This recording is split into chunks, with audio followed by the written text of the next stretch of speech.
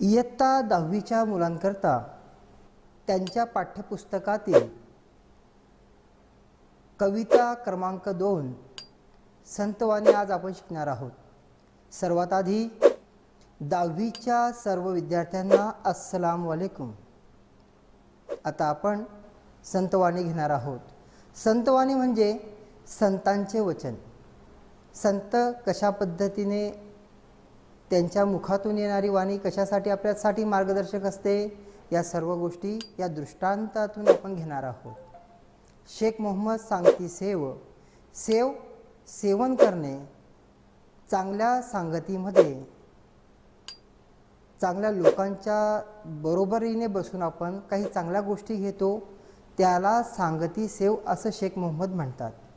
संत शेख मोहम्मद 17वे शतक, शतक म्हणजे 100 आणि 17वे म्हणजे 17वे शतक। याचाच अर्थ संत शेख मोहम्मद 17व्या शतकात त्यांनी साहित्य लेखन, त्यांच्या जन्मापासून त्यांनी साहित्य लेखन 17व्या शतकामध्ये केलेलं आहे। संत कवी संत शेख मोहम्मद यांनी मराठी, हिंदी, उर्दू, फारसी या भाषात काव्यरचना केली। रूपके, भारूड, अभंग इत्यादी सुमारे 300 स्फुट म्हणजेच कविता त्यांनी लिहिलेल्या आहेत। योग संग्राम, पवन विजय व निष्कलंक प्रबोध या त्यांच्या मराठीतील प्रमुख ओवीबद्ध रचना आहेत। आता शेख मोहम्मद या कवितेत काय सांगतात, या अभंगात काय सांगतात ते आपण बघूया। प्रस्तुत अभंगातून साधूच्या अंतरंगाचे दर्शन घडवले आहे। साधू जो आपल्याला मार्ग दाखवतो जीवन जगण्याचा, त्यांनी तो कशा पद्धतीने आपल्या अंतरंगाचे दर्शन घडवतो ते आपण या पाठातून शिकणार आहोत, या कवितेतून शिकणार आहोत। तसेच साधुत्व ओळखण्याचे निकष विविध दृष्टांतातून स्पष्ट या कवितेत केलेले आहेत, या अभंगात केलेले आहेत। तर आपण बघूया, पहिले कविता पूर्णपणे आपण बघूया, त्यानंतर मग आपण भागाकडे त्याच्या बघणार आहोत। काय म्हणतात शेख मोहम्मद? केकतीला काट्यांचे वेढे, भीतरी निपस्ती केवडे, तैसे साधूचे शब्द गाढे परोपकार लागे। फणस सर्वांगी काटवले, भीतरी महा गोडीने कोंदले, तैसे साधू हृदय झाले बोधासंगे परियेसा। नारळ कठीण दिसे बाहेर, भीतरी खोबरे अरुवार, तैसे साधूचे अंतर बोधे ओसंडले।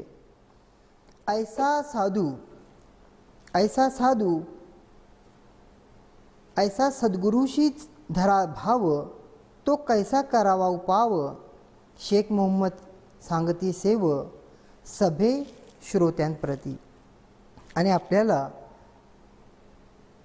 शेख मोहम्मद सांगती सेव श्रोत्यांप्रती, एक सभेमध्ये श्रोत्यांसमोर शेख मोहम्मद आपल्याला साधूच्या संदर्भात दृष्टांताच्या माध्यमातून काही समजवण्याचा आणि जीवन जगण्याचं मार्गदर्शन ते करीत आहेत। चला तर बघूया, आपण भागाकडे वळूया। काय म्हणताय शेख मोहम्मद? केकतीला काट्यांचे वेढे। केकती एका झाडाचे नाव आहे। केकती आपण बघितलं, ही केकती जी आहे ही या केकतीमध्ये ही केकती जी आहे, केकती झाडाचं नाव आहे। आणि याचे जे पातं आहेत ते कसे आहेत? केकतीला काट्यांचे वेढे, ती सर्वांगाने काट्याने भरलेली आहे। भीतरी निपचती केवळे, परंतु त्याचे जे पातं आहेत, त्याचे जे पानं आहेत ते सुगंधित आहे, त्याचे फुलं फार सुगंधित आहे। तैसे साधूचे शब्द गाढे, गाढे शब्द आलेला आहे। गाढेचा अर्थ होतो भरलेला, मोठा आणि प्रगाढ आपल्याला दिसतो, फुल भरलेला। तैसे साधूचे शब्द गाढे परोपकार लागी, आणि ती इतरांसाठी परोपकार लागी, इतरांसाठी ते कुठेतरी लागते आहे। साधू आपल्याला जे मार्गदर्शन करतात आणि त्या मार्गदर्शनावर जेव्हा आपण राहतो तेव्हा कुठेतरी आपलं जीवन देखील सफल होताना आपल्याला दिसत आहे ना। तर आपण काय करायला पाहिजे? मग साधूंचे शब्द ऐकायला पाहिजे आणि आपल्याला योग्य तो मार्गदर्शन जर मिळालं तर आपलं जीवन नक्कीच कुठेतरी सफल होईल। फणस सर्वांगी काटवले, तुम्ही बघितलं का?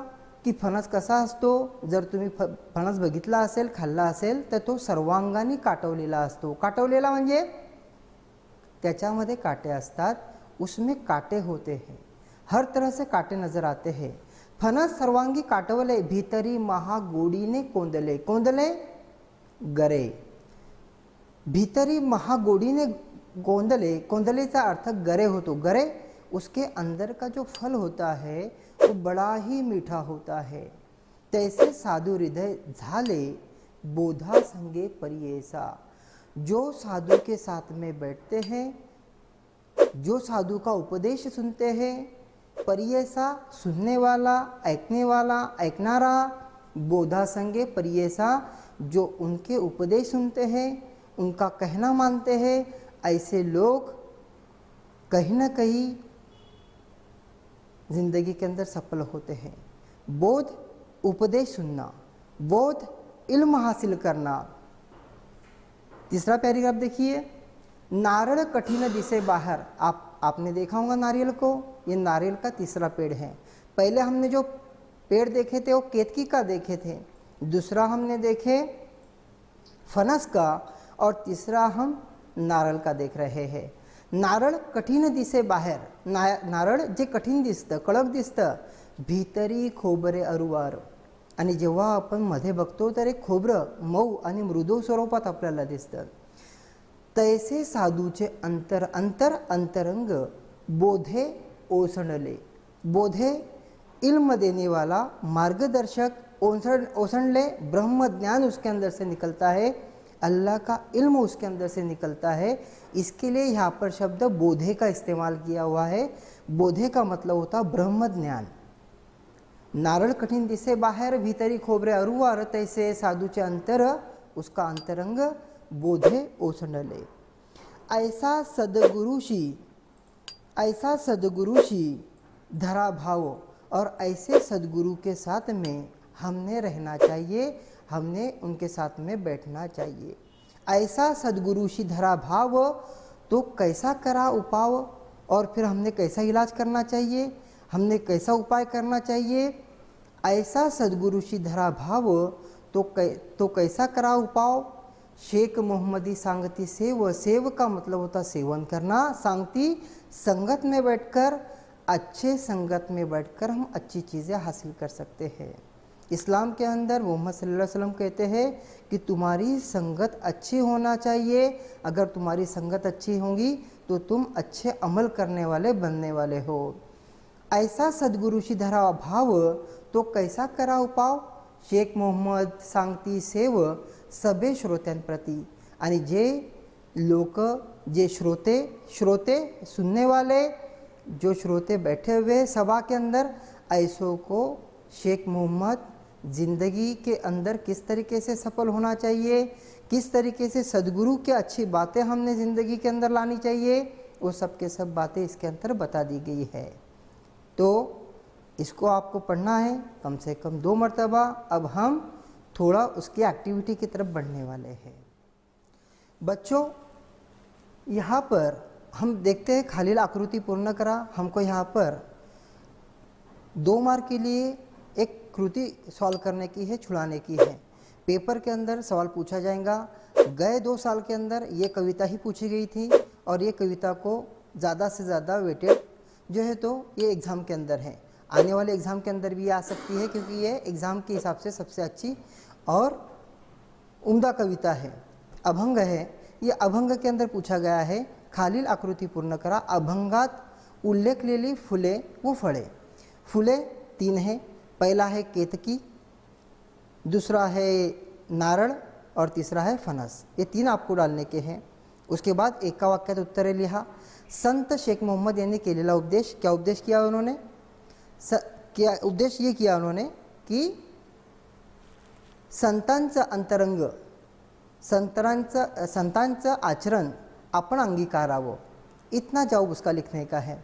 उसके बाद में देखो यहाँ पर अभंगात उल्लेखलेल्या गोष्टी व व्यक्ति. इसके अंदर बाह्यंग है और अंतरंग है. केतकी का जो बाह्यंग है कैसा है?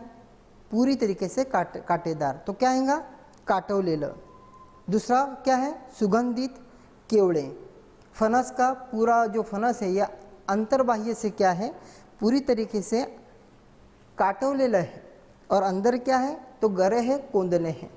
और तीसरा हम देखते हैं, तीसरा नारल के अंदर भी ऊपर कठोर है, अंदर मृदु है। उसी तरीके से चौथा पूछा गया है संत के बारे में, तो संत के अंदर आपको बताना है सबसे पहले संत अपने कैसे है, अंदर से थोड़े से कठोर है लेकिन वो भी बाहर से मृदु है।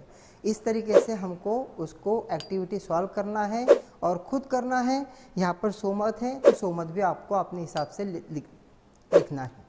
ठीक है बेटा, तो आज के लिए इतना ही। अस्सलाम वालेकुम।